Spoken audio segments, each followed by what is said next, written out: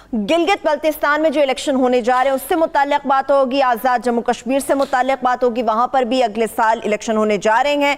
Trump के हवाले से गुफ्तगू करेंगे। अगर तो ट्रंप जीत जाता है, अगर इसके अंदर अभी भी मौजूद है, नवंबर का महीना सर पर आन खड़ा हुआ है, सदारती इंतखाबात होने वाले, देखते हैं जो बाइडन की पोजीशन ज्यादा मुस्तहकम है या फिर इस बार भी हमें डोनाल्ड ट्रंप ही देखने को मिलेगा।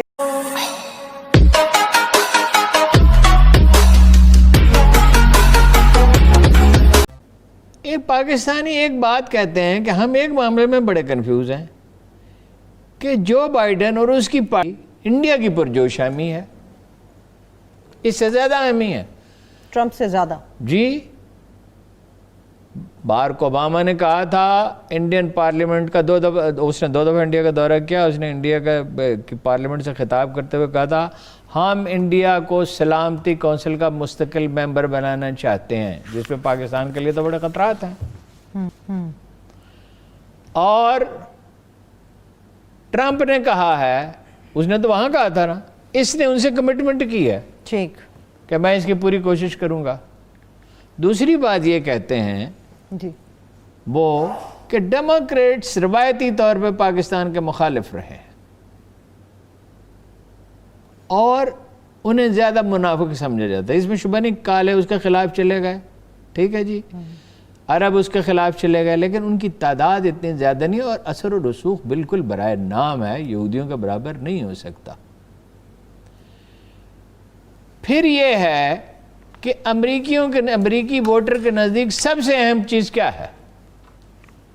उसकी माशी हालत, उसका स्टेटस। जब वो अफगानिस्तान से फौजें वापस बुला रहा है, अफगानिस्तान पे मैं अभी आपसे बात करता हूँ वहाँ क्या मसाइल है, जब वो अफगानिस्तान से फौजें वापस बुला रहा है तो इसका मतलब है कम से कम 40-50 बिलियन डॉलर की बचत, 1000 बिलियन डॉलर तो वो खर्च कर चुके हैं। 40-50 बिलियन डॉलर अमेरिका के नुक्ते नज़र से भी बहुत बड़ी रकम है। 40-50 कितनी जॉब्स इससे पैदा हो सकती हैं, वो अगर हेल्थ सिस्टम में डाल दिया जाए तो कितने मरीजों को उससे फ़ायदा हो सकता है। देखिए डॉक्टर ही महंगा है ना, दवाई तो कम बेश इसी कीमत पे है जिसमें पाकिस्तान में मिलती है, आमदन भी उसके ज़्यादा। तो चूँकि उसका माशी मसला ही अहम है, अमरीकी एक आम शहरी का, अमरीकी शहरी पाकिस्तान वगैरह के बरक्स आपको हैरत होगी इंटरनेशनल पॉलिटिक्स के में कतन कोई दिलचस्पी को ख़ास नहीं रखते। अच्छा,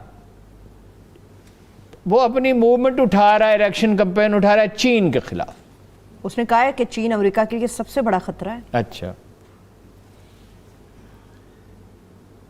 जब सोवियत यूनियन से उनकी सर जंग थी तो यूरोप उनके साथ खड़ा था। अब इसमें थोड़ी सी पेचीदगी उनकी तरफ मैं इशारा करूँ। यूरोप उनके साथ खड़ा था इसलिए कि यूरोप में भी सोशलिस्ट पार्टियां थीं जिनकी मदद करता था सोवियत यूनियन।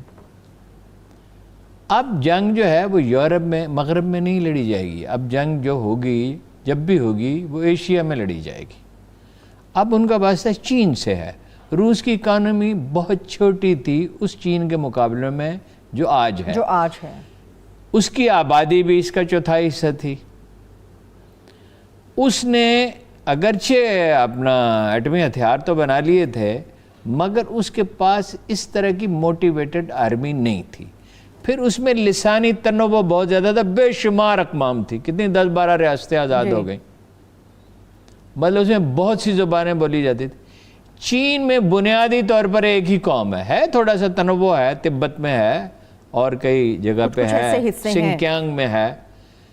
ऐसे हो डिसिप्लिन बहुत ज़्यादा है, डिसिप्लिन तो है, टफ उनसे ज़्यादा हैं। उन्होंने उसकी 124 कंपनियों पर पाबंदी लगा दी, 24 कंपनियों पर पाबंदी लगा दी है। CCC China communication and construction company, उसकी बहुत से ज़ैली इदारे, उन पर पाबंदी लगा दी है। हवाई पे बाद पाबंदियाँ लगा दी हैं। लेकिन एक प्रॉब्लम ये अमेरिका में चीनी कंपनियों के इन्वेस्टमेंट है, चीनी बैंकों के इन्वेस्टमेंट है, दोनों की इकानमी का निसार एक दूसरे पर है, एक दूसरे के साथ है।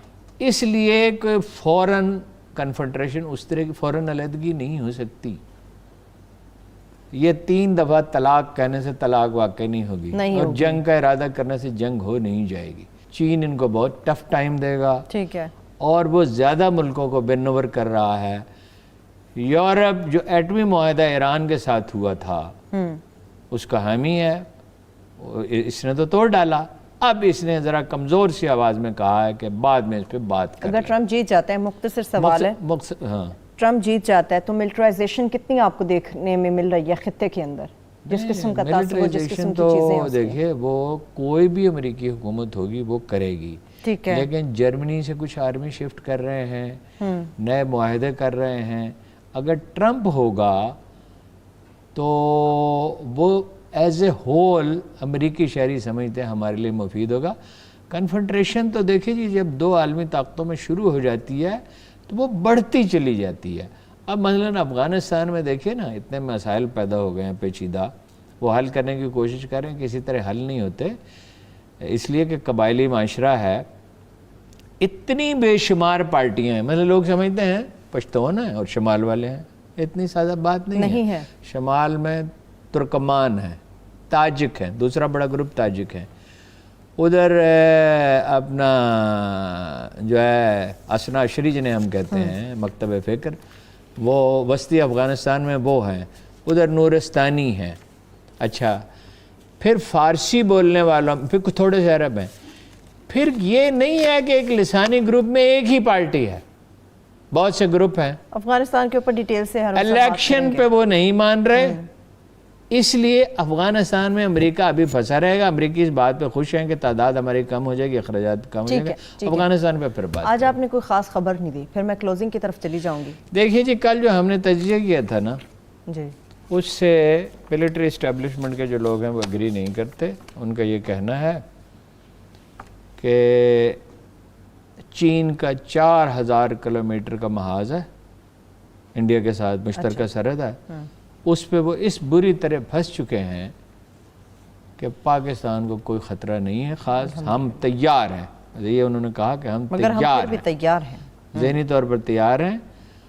وہ جناب رسالت مآب صلی اللہ علیہ وسلم کی شان میں کسی نے بڑی گستاخی کی اور اس طرح مسلمانوں اسلام کے بارے میں گفتگو کی، ان کا زندگی کا واحد استثناء ہے کہ جس میں انہوں نے کہا کہ یا اللہ اپنے کتوں میں سے کوئی کتا اس پہ مسلط کر دے۔